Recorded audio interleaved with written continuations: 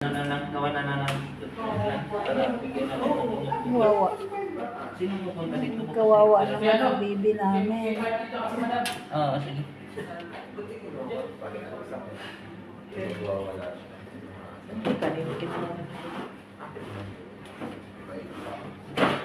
Dami na natin survivors dito. Hopefully mag-respond lang siya sa treatment. Yun lang importante. Mga 5 days.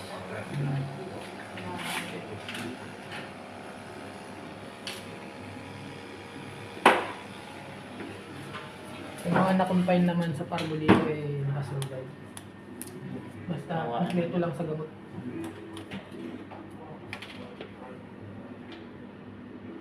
Ang ano niya, yung anak niya, kawawa.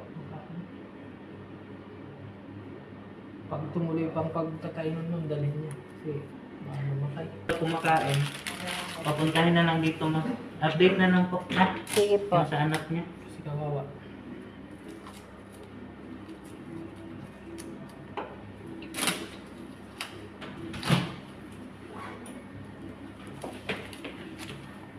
Kanilang anak. Panganay anak. Diyos ko, mahal na mahal yan sa magulang. Sige ng baby ha. Gawin natin yung lahat natin makakaya. Tama, lumingon pa siya. Ayaw niya mawala kayo sa Kaya, paning. Dito muna tayo ha. Hospital muna tayo.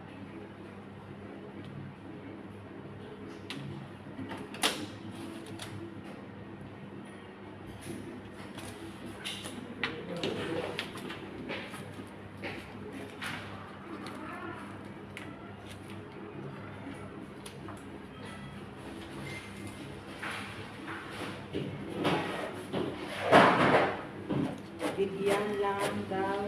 Ano yung gamot?